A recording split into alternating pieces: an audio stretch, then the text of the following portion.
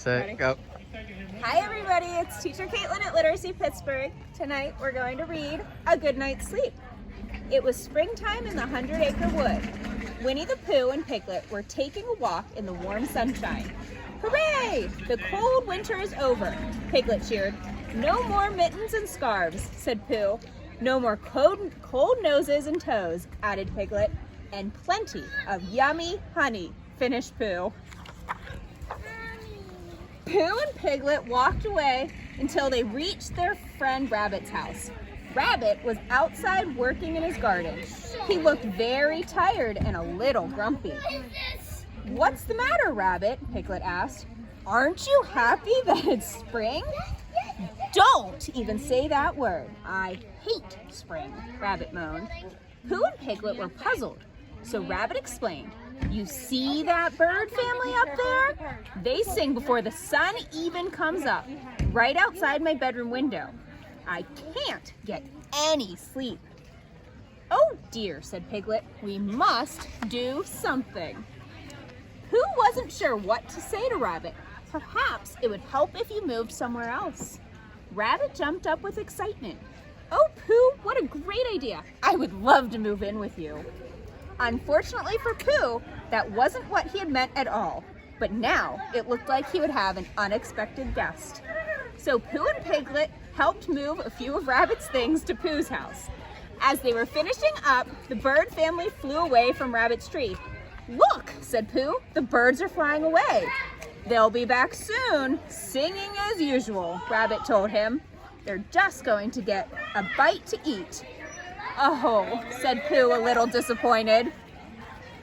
When the friends reached Pooh's home, they began unpacking. Rabbit, said Pooh, you sure brought a lot of things. Suddenly, there seemed to be a little room for Pooh. The next morning, Rabbit woke up early after a wonderful night's sleep. Rise and shine, he called, pulling back Pooh's covers. Pooh immediately pulled them back up again. He was still sleepy. Pooh, it's time to get up, scolded Rabbit. The vegetables aren't going to plant themselves. Once Pooh had finally gotten out of bed, they walked to Rabbit's vegetable garden.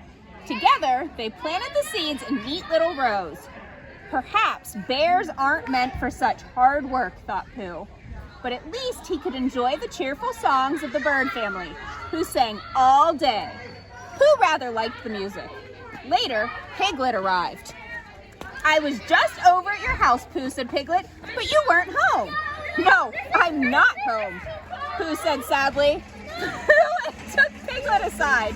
I am rather tired because Rabbit woke me up, said Pooh. And I've gotten awfully rumbly in my tumbly, you see. I haven't had any honey. Pooh wished that he could have his little house all to himself again. Maybe Owl will know what to do, suggested Piglet. When Pooh and Piglet found Owl, he was too busy to help. I'm afraid I simply can't talk now, Owl said. My favorite napping branch is waiting for me. Owl flew up to an old oak tree, but a little sparrow was sitting right in Owl's favorite spot.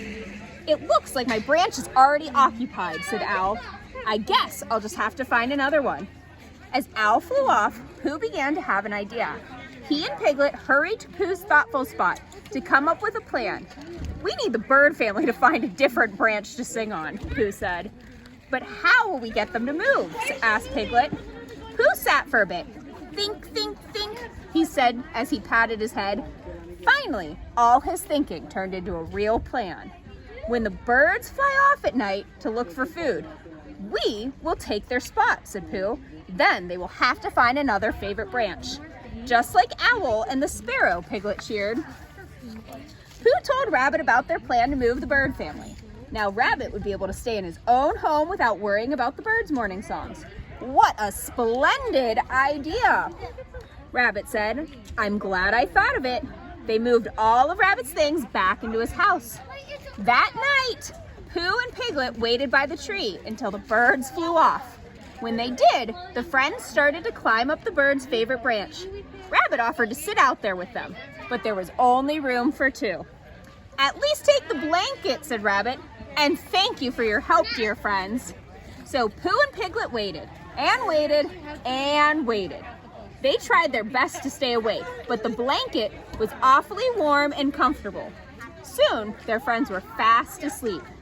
The next morning, Pooh and Piglet woke to the sound of singing birds. "Look," Pooh said, pointing to the sky. The bird family swooped down toward their favorite branch, and when they saw there wasn't any room on their branch, they flew in a different direction. "Hooray!" said Piglet. The plan worked. The pair checked to see if Rabbit was asleep. "He won't be woken up by singing birds today," said Piglet. Pooh and Piglet walked towards their homes as the sun rose over the 100-acre wood. "I'm sure the bird family has found another favorite branch by now," said Pooh. Pooh was right. The birds had found a new branch right outside his window. It seemed he would have to get used to a few more unexpected guests. Luckily, Pooh didn't mind the bird's song. He thought it sounded a bit like a lullaby. Within minutes, Pooh was once again fast asleep.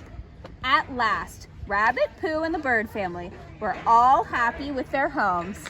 The end. Thank you for reading with me.